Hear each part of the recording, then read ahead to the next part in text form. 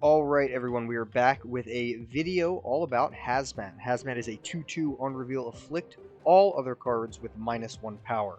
There's a lot of synergy with -1 power or minusing power in general in this game, but there's also a synergy by simply playing Luke Cage in a deck so your cards can't have their power reduced.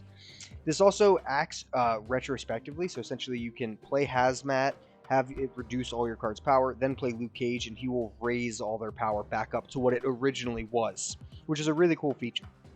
So Hazmat decks typically run around Wong, so I'm playing Wong as well. You want to double the on reveal of Hazmat, which is really good. And then Odin to re-trigger that as well. I think that's another solid combo in here with Wong. Then I'm adding in something like Typhoid Mary, who's just a strong 4/10 ongoing your other cards of -1 power. Well, -1 power is not that huge of a deal when Luke Cage is on the board and cancels that out, which is great. Then I'm using Absorbing Man, one, because I'm obsessed with this variant, but two, because he can copy some really strong things like Hazmat, obviously, or like my 3-drop of Ironheart, who will give +2 power to 3 other cards, which is really, really solid.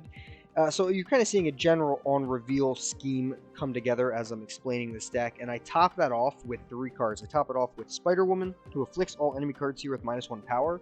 She is a 5/8 now. She used to be a 5/7 at one point, and she was even different before that, but 5/8 is really strong stats, and afflicting -1 power, if your opponent has 2, 3, 4 cards there, you can get a really, really strong card, really good value out of Spider-Woman, and playing it on top of Wong doubles that value. It's really, really good. Then I'm rocking Doctor Doom, who on reveals add a 5 power Doombot to each other location. I think he's one of the better cards, one of the better 6-drops in the game. Just a solid 15 power, 5 at each location is really good. On top of Wong, it's 10 at each other location, 5 at that location, so just really, really solid stuff. And I went over Odin, of course, to re-trigger any of these on reveal effects. My early game is quite simple. It's Sunspot, Iceman, and Scorpion outside of Luke Cage and Hazmat.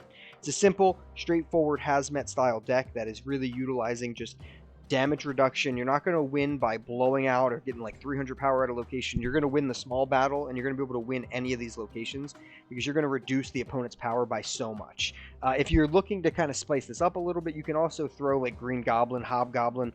You can throw those type of cards in here because you can just further reduce their power on your opponent's side of the board. Really fun cards. But all that said, I'm going to jump straight into some gameplay, so hopefully you guys can learn how to pilot the deck a little bit better. So let's jump right over right now.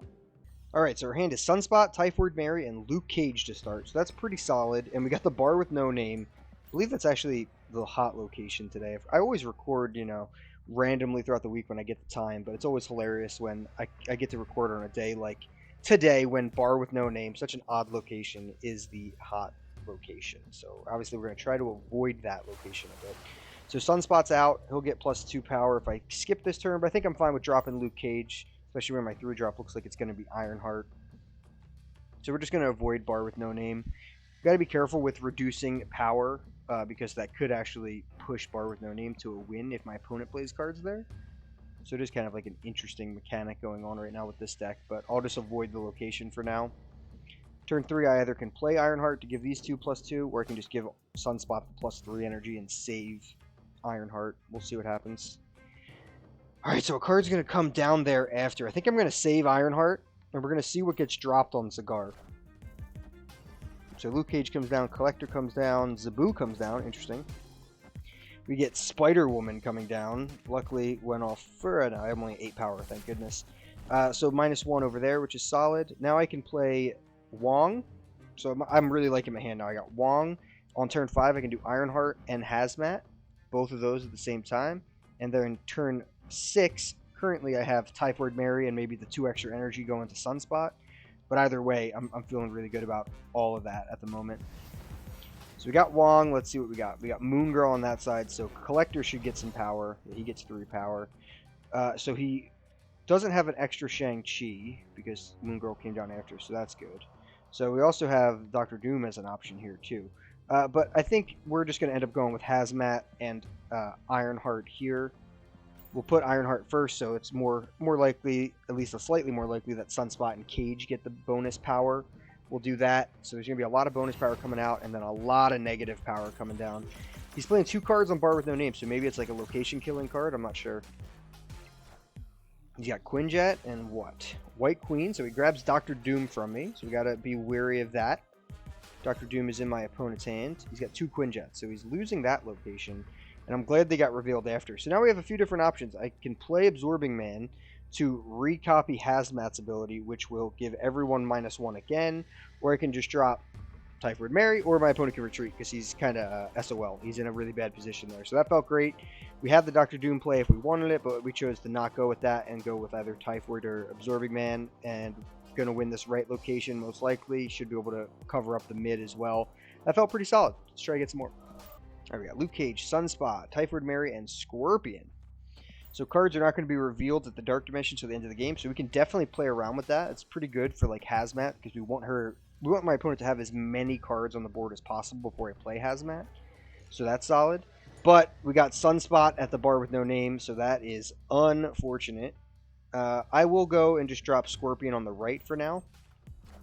I'll save Hazmat in case I see Wong. She can be underneath the Dark Dimension later. We got New York, so that's great. So I can actually pull my Sunspot out of bar with no name. So that's actually pretty good. So we're going to go with Luke Cage, and then we're going to go with Iceman here.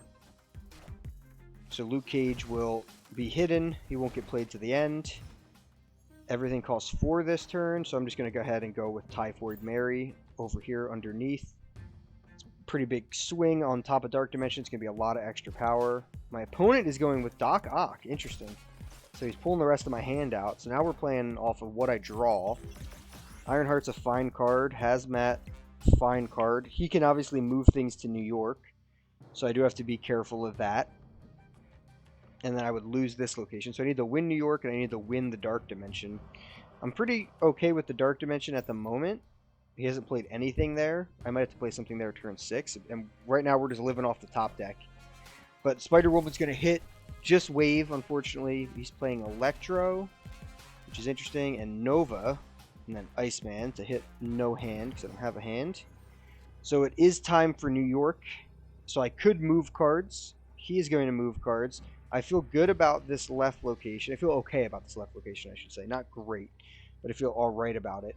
So I could play, actually, I could be cheesy, and I could move Sunspot over to here. I could put Odin on top of this. That would minus his entire board again with Hazmat and give me a little bit of a buff. Or I could play Odin on top of Spider-Woman, who will minus that entire location. Both are pretty solid options. Let's see. I think I'll just go with Odin over here. I'm guessing... All right, he's just playing something there. What do we got? I'm not sure what we could have on turn 6. So, yeah, Iceman and Scorpion don't matter anymore, but they hit his hand. Spider-Woman does matter, -3 power. He's got Destroyer out. So he's going to win bar with no name because he has less power, but we're going to end up winning New York. We're actually going to get power back from Hazmat, triggering on the 2 young guys, 2 Scorpion and Iceman. We're going to get our power back because of Luke Cage. Typhoid Mary is going to be ineffective, and we're going to win the board pretty convincingly. So this is what this deck does. It's really, really solid at just kind of being able to win any location just because you are playing a bunch of different games at the same time. You're either minusing a bunch of their power or increasing your own power with Sunspot Ironheart, or you're just reactivating all those really good abilities, and you're just really kind of punishing your opponent with a lot of good value cards. So hopefully you guys enjoyed the video. If you're a fan of Wong type decks or on reveal decks and you have Hazmat, highly recommend checking out a deck like this. Super fun play style, and it's very different from any other deck in the game. So hopefully you enjoyed it. If you did, leave a like, leave a comment, leave a subscription to the channel. That helps way more than you know. And as always, keep on snapping.